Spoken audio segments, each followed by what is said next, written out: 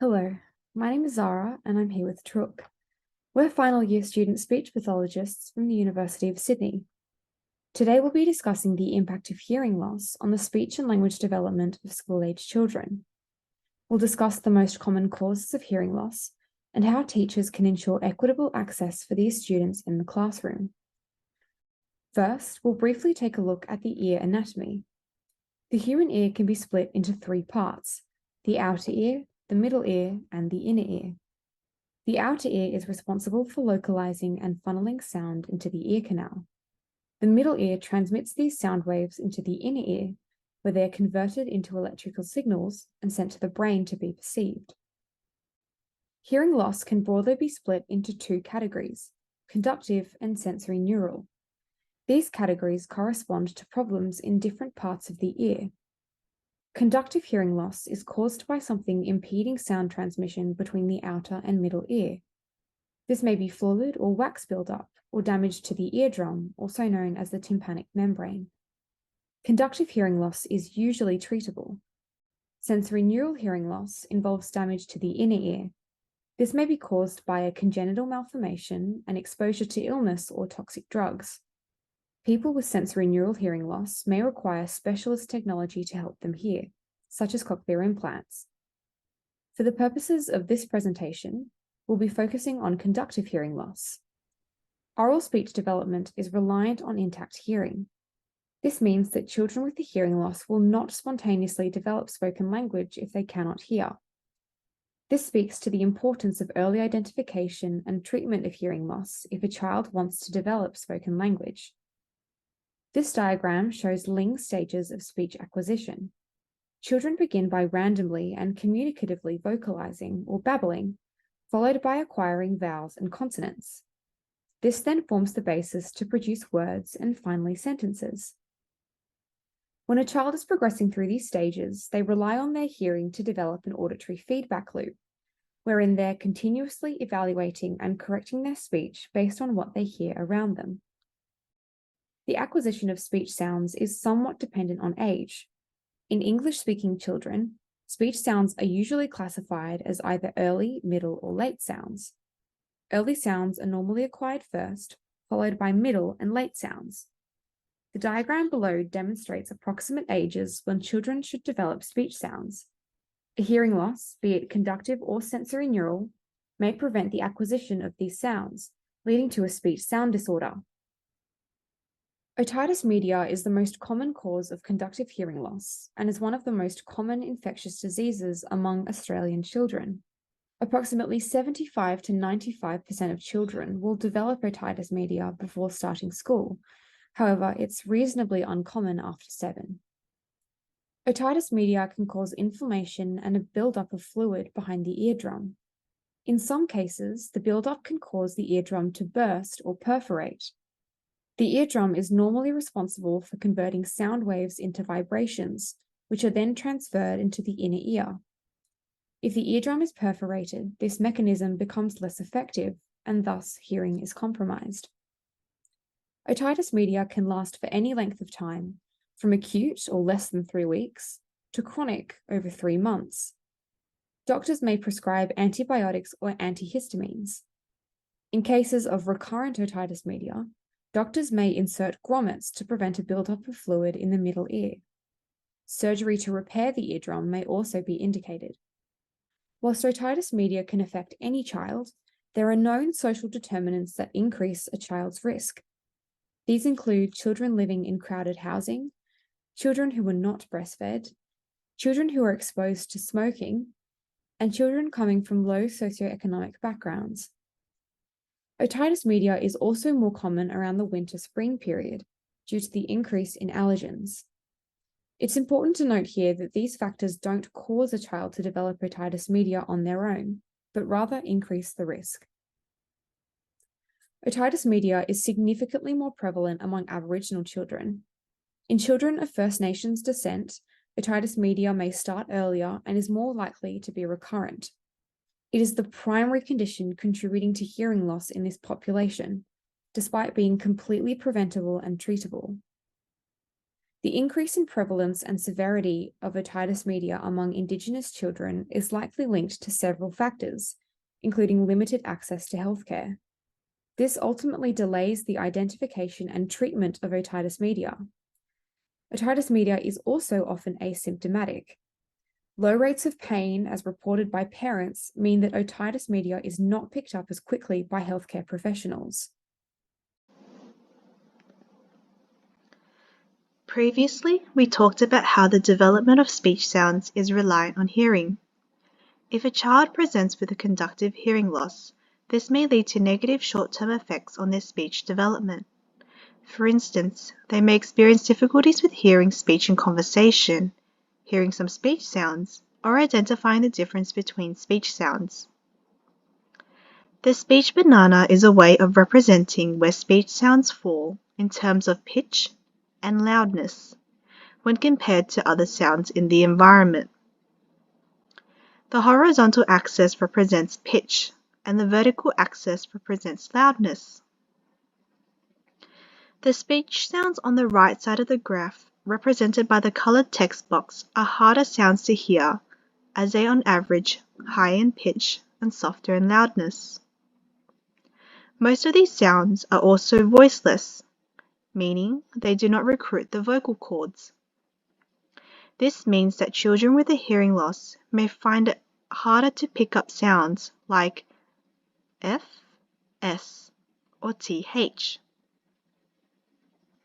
It's also important to note that classrooms have an increased amount of environmental noise, which makes it even more challenging for students with a hearing loss to pick up these sounds.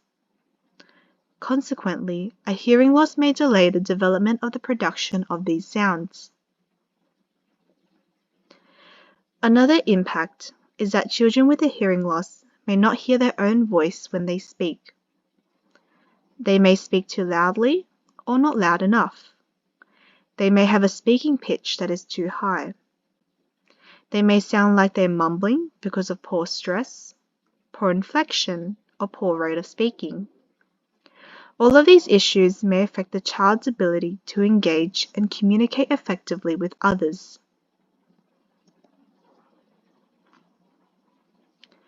Furthermore, speech and language development are interconnected with each other. If children have difficulty hearing certain sounds, which we mentioned before, this can impact language development.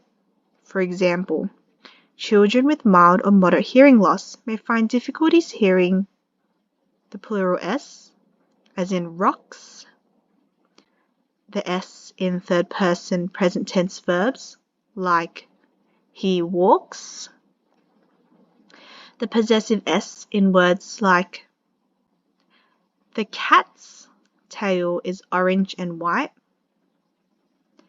and the TH in ordinal numbers like fourth and fifth. Therefore, we can see that a hearing loss can lead to difficulties with the use and understanding of sentences and grammar. Also, if the child's speech perception is impacted by hearing loss, especially during preschool years, this may negatively affect the development of their written language, such as their spelling, reading fluency, and comprehension skills. Moreover, a hearing loss caused by otitis media is a key factor contributing to poor educational outcomes in Aboriginal children. There was one study that explored the effect of conductive hearing loss on the early literacy skills of urban Aboriginal children. Researchers found that children with otitis media had significantly poorer phonological awareness, reading, and spelling skills than their peers who did not have otitis media. In addition, a large survey of Aboriginal children's health in Western Australia found that children with recurrent otitis media with discharge had an increased chance of presenting with hearing, speech, language, and learning difficulties.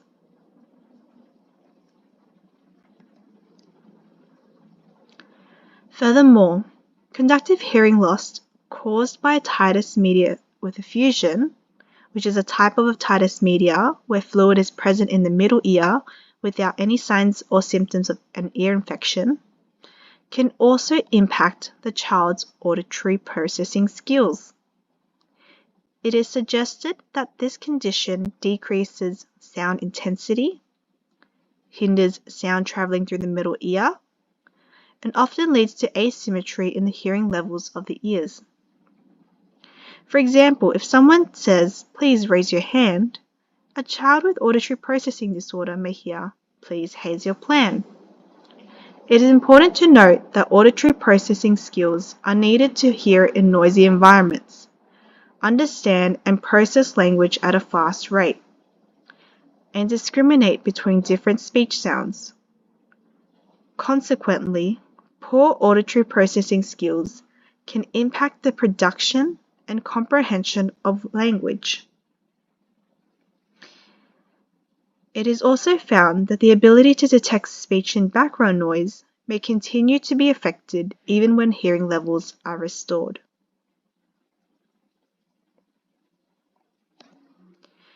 Now, it has been reported that in comparison with their hearing peers, children who present with hearing difficulties are up to twice as likely to develop disruptive behavioral patterns. Since poor behavior can further exacerbate language and literacy difficulties, it is important that educators understand the impact of hearing loss on children's learning and participation in the classroom environment. This way, appropriate strategies to support children with hearing loss can be implemented to promote academic success and improve overall well-being. There are several reasons why children with hearing loss may exhibit poor behavior. One reason is that they may rely more on visual information than their hearing peers, which often contributes to their difficulty in sustaining attention. Hence, they may fatigue more easily and appear inattentive when receiving spoken instructions or information. This may further impact their ability to follow or understand said instructions or information in the classroom. As we've mentioned, hearing loss may impact speech and language development. Thus, children may feel frustrated by their difficulty in expressing and understanding others, which may eventually lead to poor self-esteem. So we're starting to see now that hearing loss can also negatively affect children's social and emotional development. Another example is that children with hearing loss may find it harder to follow and keep up with verbal conversations, particularly in noisy environments like the classroom or playground. Therefore, this leads to increased difficulties in making and maintaining friendships, as well as developing pro-social skills, such as empathy.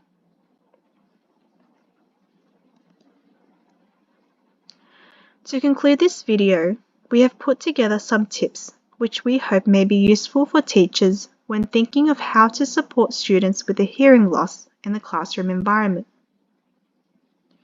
Our first tip is regarding seating arrangement. Seating should be arranged in a way where students with hearing difficulties are sitting closer to the front.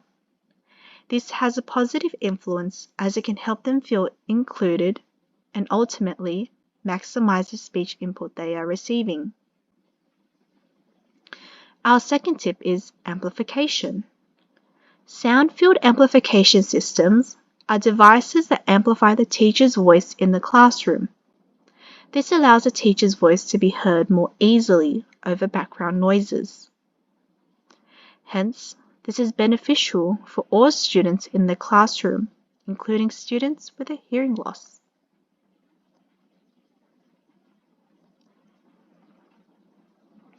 Our third tip is visual learning.